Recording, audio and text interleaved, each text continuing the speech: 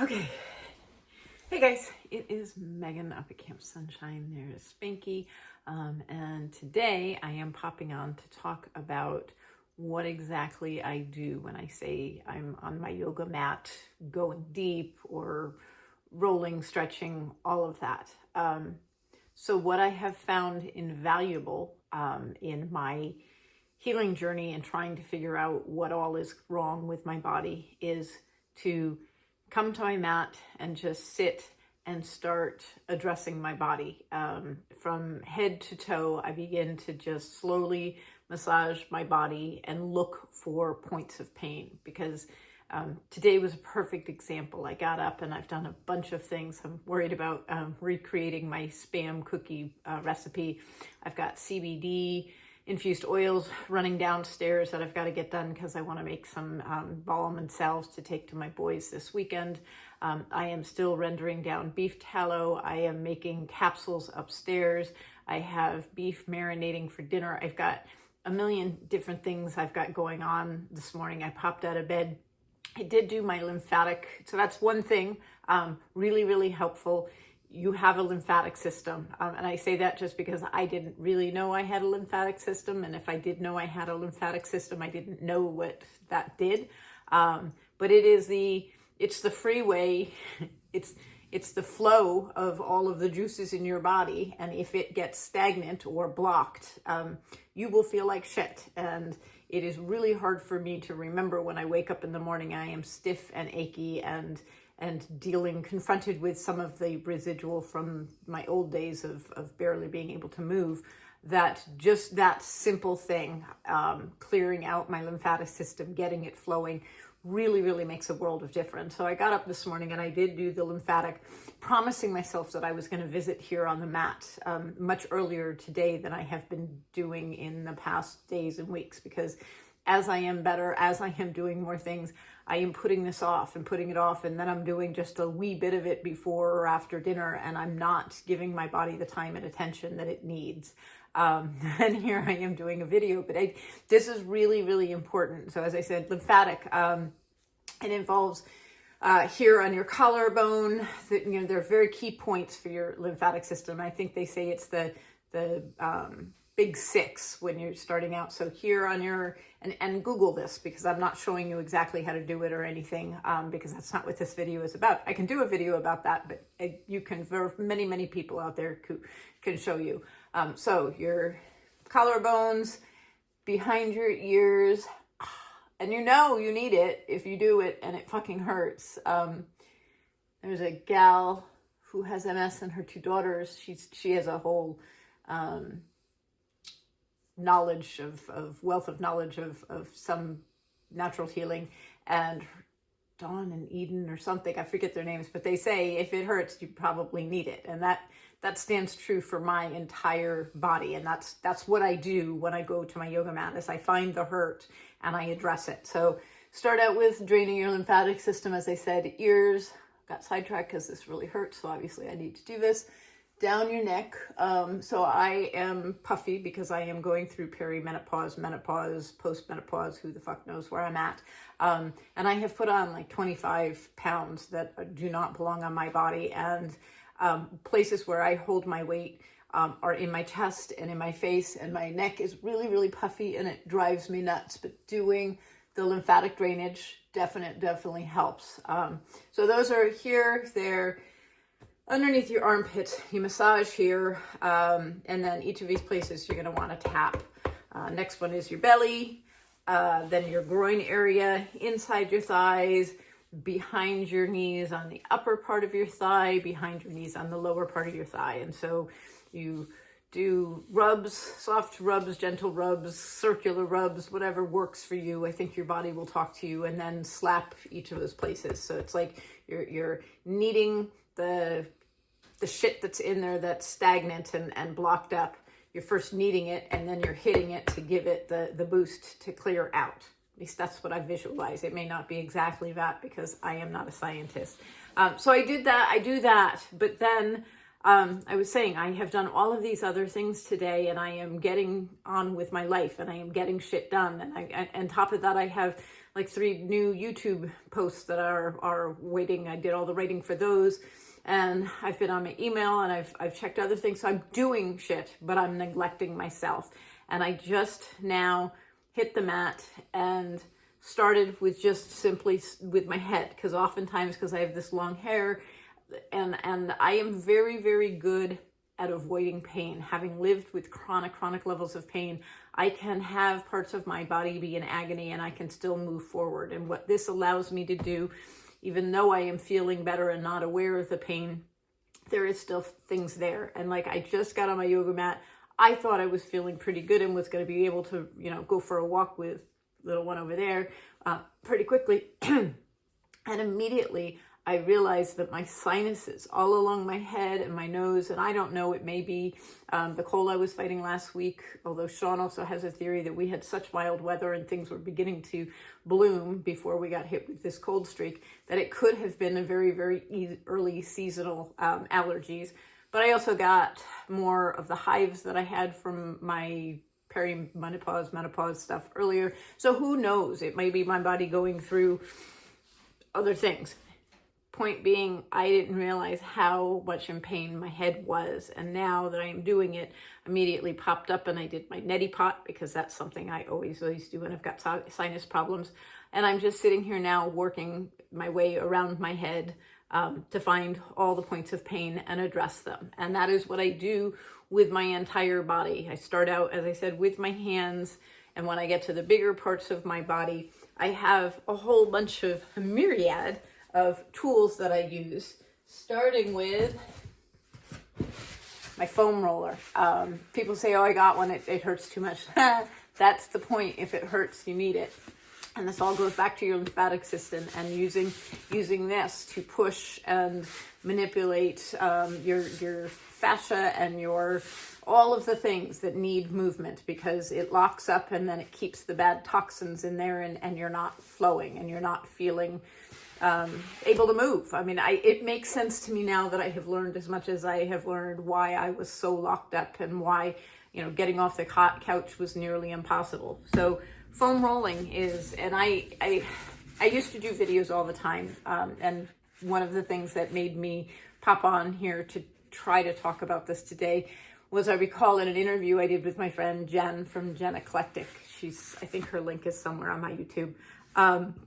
And she said, I was inspirational, and she really pointed out the fact that every day I was on my foam roller and I was posting about it, and I stopped posting about it, and I wanted people to know it's not because I stopped using it, it's because I realized when I'm videotaping, I'm not going deep and I'm not paying attention to my body, and I'm not doing the things I need to do in order for my time with the foam roller to be beneficial. And so I just stopped filming it. But I do multiple times a day. I at least roll. Even if I don't go deep and do all of the other things, this thing keeps me going.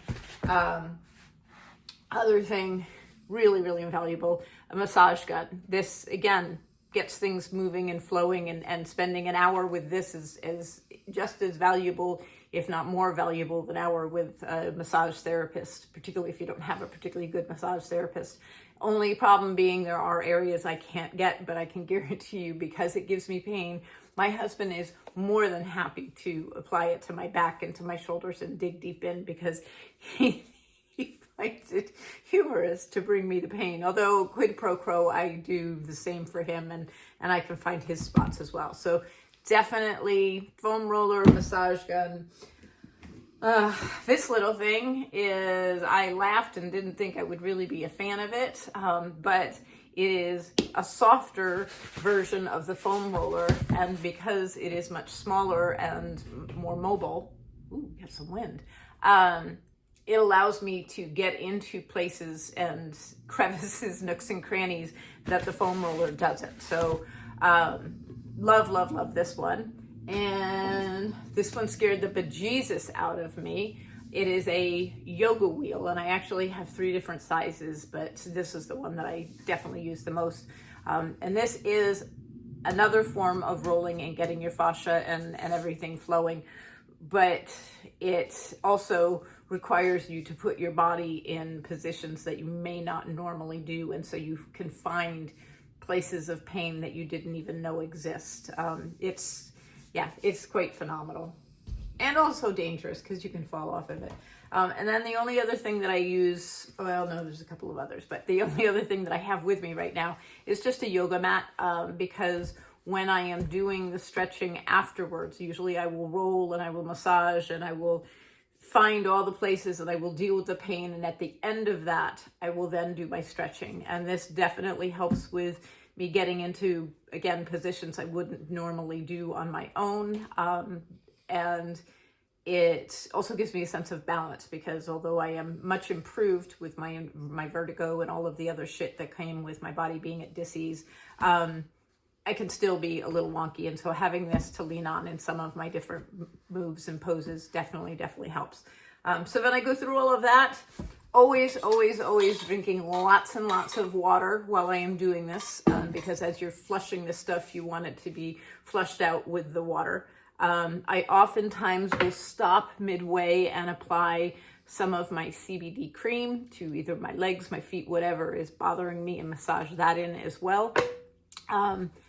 I use a lacrosse ball on my feet. Don't neglect your feet, because your feet are really important as well. And I do a lot of self-massage on my feet, and I use the massage gun on it.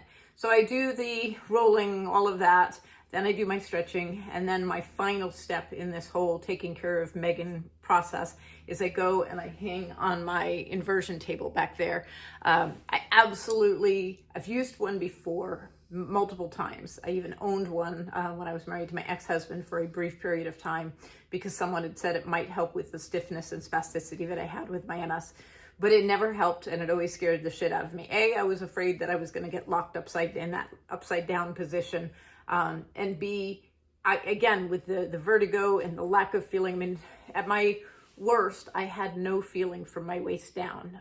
Very limited. I mean, I have a story of I was on the beach with my kids clamming, and unfortunately there was broken glass in the sand that I was digging down. We do it with our feet, not rakes. And I came out with an enormous gash on my foot, and I had no knowledge of it because I didn't feel my feet. And it wasn't until my kids saw the blood and were like, "Mom, you cut yourself." And multiple times things have happened to my legs and feet during the course of my years with my disease being so severe that I wasn't aware of because of that lack of feeling. And so all of that hanging upside down on that thing just ended up always putting me in more pain, and it wasn't worth it until very recently when I realized my biggest problem, I had to get over the fear of locking in place, and I just used it more and more and understood that that's not going to happen. And B, and I also have my phone just by me, just in case, and I have to call 911. But just relaxing. I was going into it kind of like I went into the MRI tube. Don't move and you won't fuck anything up. And once I let go of that and just started moving my body when I'm dangling upside down and shifting my hips from left to right, all sorts of cracks and pops and things started happening. And although when I first come back to being verted, because you're inverted, I don't know, standing upright, and then getting off of it, I am very tender and unable to, move in fast ways for a few minutes as my body kind of adjusts and things get back into place. But I always feel much better after hanging down, and I've gotten to the point where I can spend, a couple, probably 4 or 5 hours, totally lying, 4 or 5 minutes on it, which is a far cry from I used to get upside down and immediately have to turn right back up and get off of the machine. So that's a little bit about what I do. I have many more things to do, and I can do videos of like me rolling and showing you, because it's not just the standard rolling. I go when I find the pain, and it ends up oftentimes looking a little bit weird and strange, but then again, at the same time, I am moving my body, stretching my muscles in ways that they don't normally do, and using my core muscles often to try to get into the positions I need to find the pain that I'm after. And so all of those things I think are helping my body strengthen in other ways beyond just getting the fascia moving and all of that. So I think I'm going to finish because I need to go do this, because we have a gorgeous day out. Let me just show it to you. Blue skies. Spanky's sound asleep on the couch. Great news. He did go for a significant significant. Neighborhood walks are never his favorite, and so getting him out the door is almost impossible. But he went for a good 35-minute walk with Sean last night, which was awesome. So I'm hoping he will do the same with me today. And then I've got to come right back, drop him off, and go for my real walk, because walking with him is just a meander, and I'm not complaining because I am relishing every day with him, and I have learned so much about patience and empathy, and having him. All my dogs have always died of cancer, and not young, but fairly, 10, 11, 12. And by the time they passed, it was almost a relief, because there were so many things that were going wrong and ailing them, and life was just agonizing to watch. And so we, all of them were put down because, the cancer was getting to them, and the quality of life had just disappeared. And Spanky, other than his arthritis and joint pain that he started hitting last year, which led us to, we almost had a vet come out to have him put down, because having lived in chronic pain and having him be my service dogs for all those years, I couldn't watch, I couldn't bear to see him in that pain. But this new drug that we have gotten for him, and the raw food and the CBD that we give him, and the fucking shit ton of love. I mean, the dog's got a great life.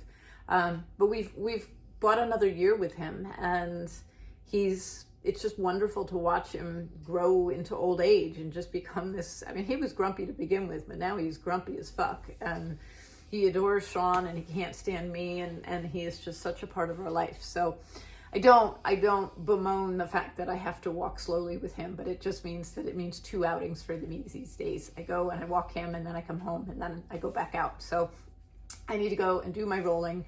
But I did want to address, as I said, you're not seeing videos of me doing the rolling and the stretching and all of the things, not because I stopped doing it, or not because it wasn't valuable, because, diet and exercise, yes, cannabis helped me, but there are so many other things that have gotten me out of this miserable situation that I was in. And I just want people to know that there is hope, and it's fucking painful, but it is so worth it.